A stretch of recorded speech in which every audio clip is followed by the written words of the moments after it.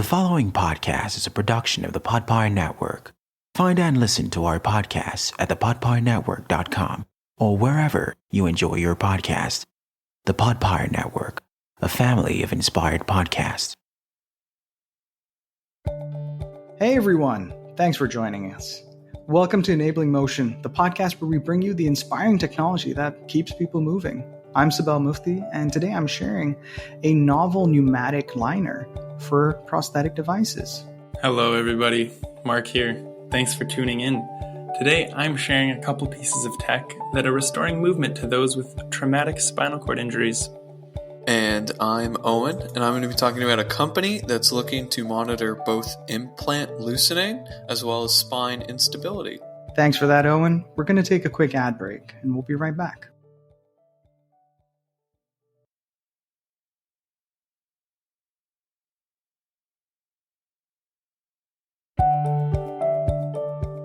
Dear listeners, take a second to imagine that you're an amputee and have to wear a socket on your residual leg throughout the day. Now imagine that throughout the day you have different levels of swelling, which changes the size and the shape of your leg slightly. This is going to cause the pressure of your leg against the socket to increase, becoming uncomfortable and possibly causing some damage to the skin and other soft tissues, even ulceration. The current solution for this is to have different silicone and fabric liners inside the socket of varying thicknesses that the user can change according to how swollen their leg is throughout the day. It's quite dependent on their ability to feel the pressure and make decisions according to the sensation coming through. Wait, what if you have impaired sensation? That's actually pretty common. It often happens with diabetic neuropathy, which is damage to the nerves due to diabetes, which is quite significant given the fact that diabetes is the leading cause of limb amputations in North America and worldwide. So now what do we do? Well, a team out of the University of Waterloo in Canada has come up with a really clever system using concepts out of the world of soft robotics. They've created a liner with cavities that are pumped by pneumatic actuators. It's a soft liner inside of the socket that's able to change shape and the amount of pressure it's applying by adjusting the amount of air inside of different parts of it. Imagine multiple air pockets that are really precisely controlled, or I was imagining a really advanced kid's arm floaty. So the system's able to dynamically adjust the amount of air in each section to maintain the correct pressure.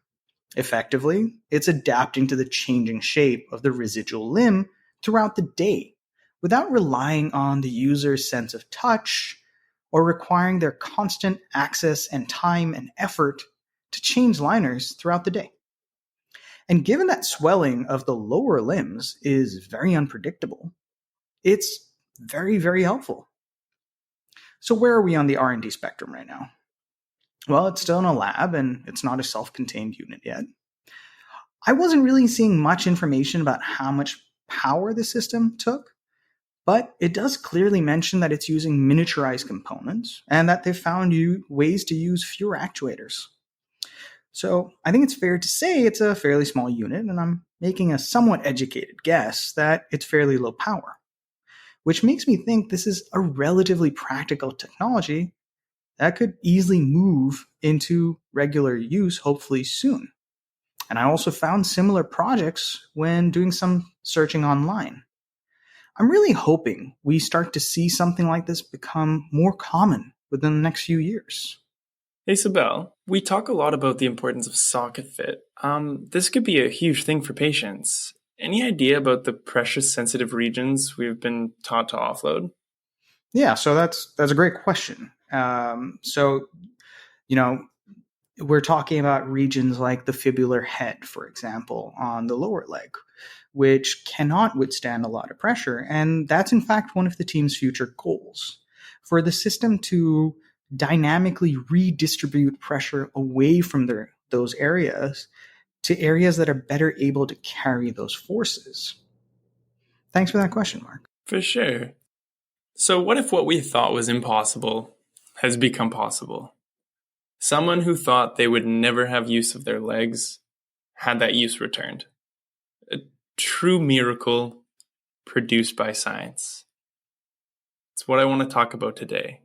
Very exciting technology coming from the company Onward Medical, formerly GTX Medical. Onward is a Swiss company working to develop a way to restore lost function in those with spinal cord injuries.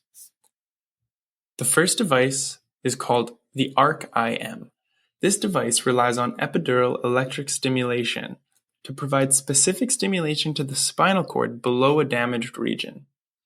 Implanted into the epidural space in the lumbar spine, the ARC-IM delivers strategically timed impulses to the spinal cord to deliver motor commands to specific motor nerve pathways.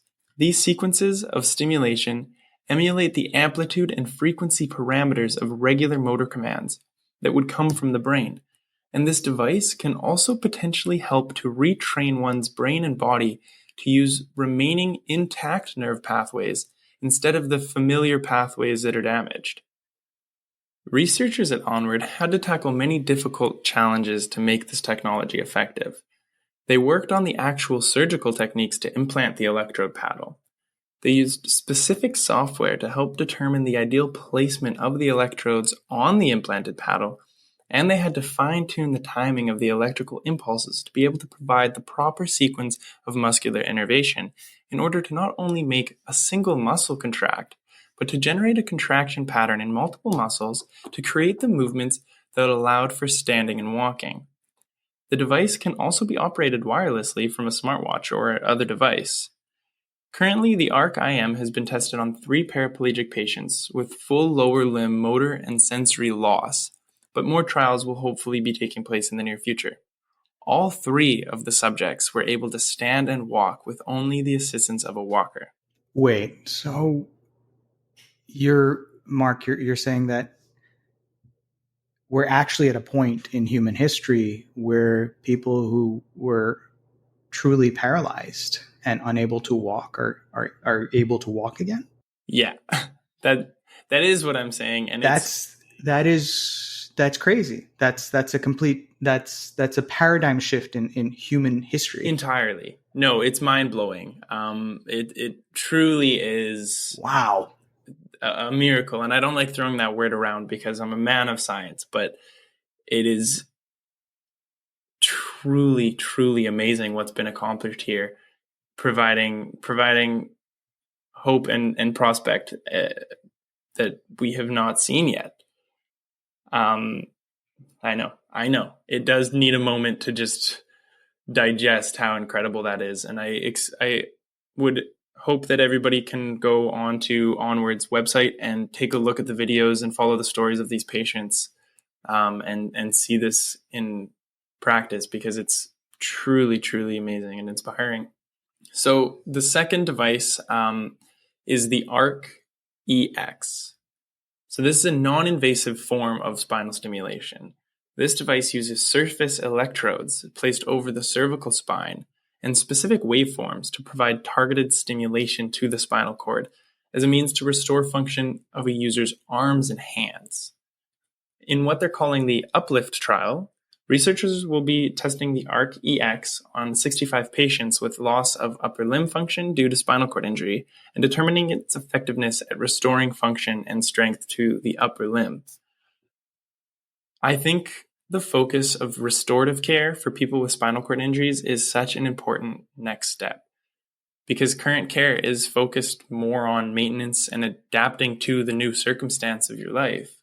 I think that technologies like the ARC are providing a very exciting prospect for the rehabilitation of spinal cord injuries, and I'm so excited to watch how it progresses, because it's a missing link in the care of this injury and this condition, and it, I think, is so exciting.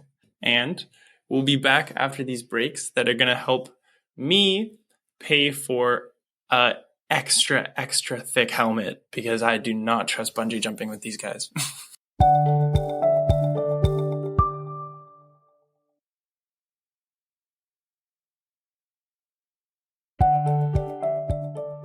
Hi, welcome back, and thanks for taking the time to listen to those ads. Thanks to your listens and a sale at Home Depot, I've been able to get us one cinder block and a ball of twine, which should really make this jumping trip fun.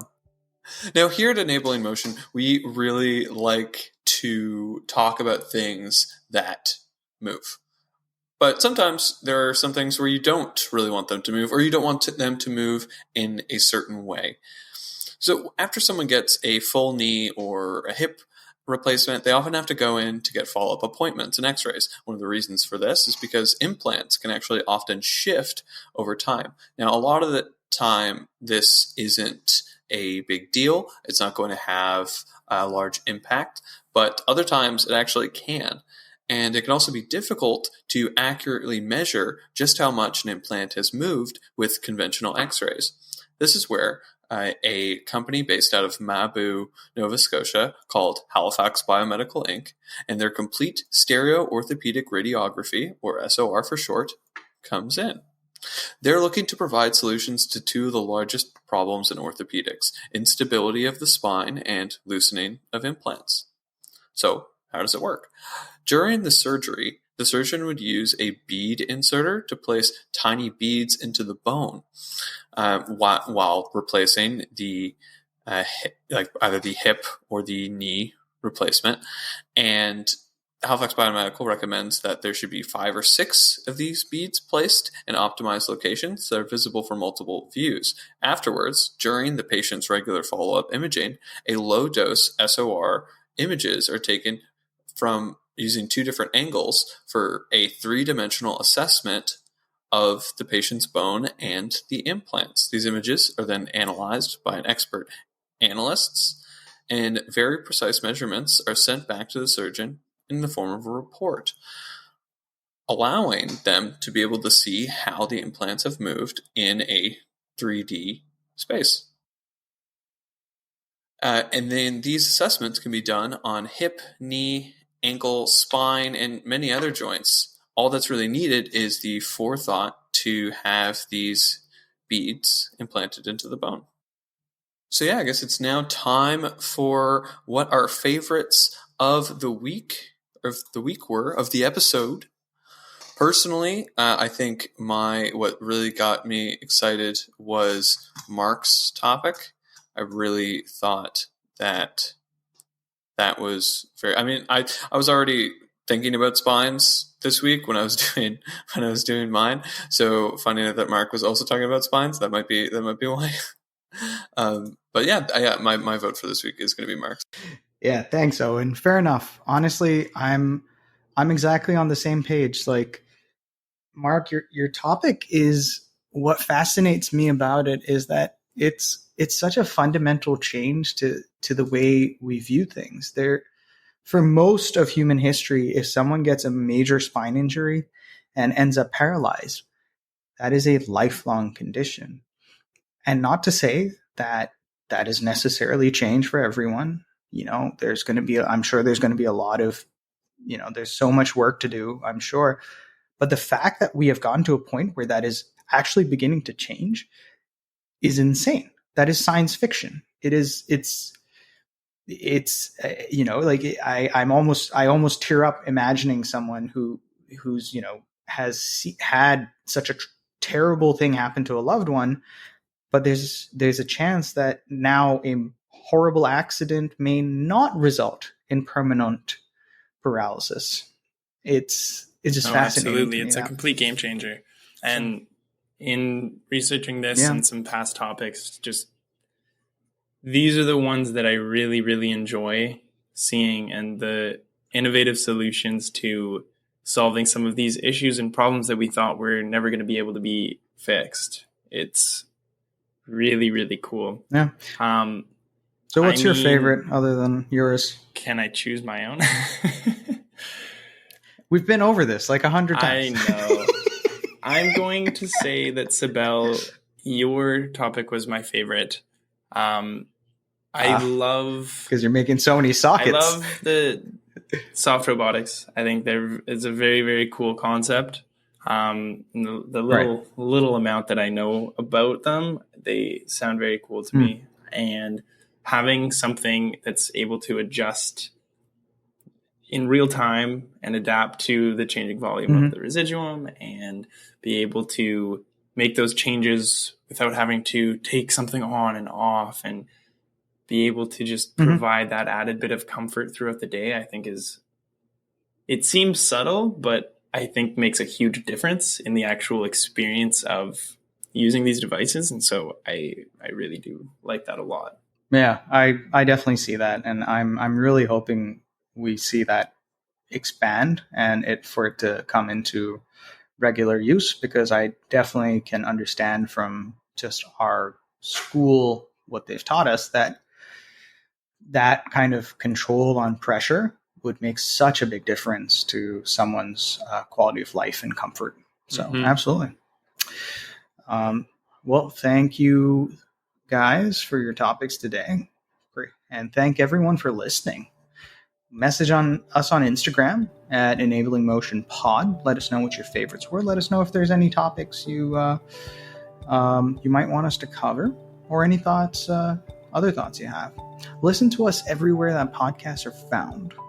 And thank you to the Podpire Network for hosting and supporting us. We'll be back in 2 weeks, and we look forward to talking to you again soon. Thank you, everyone. Take care.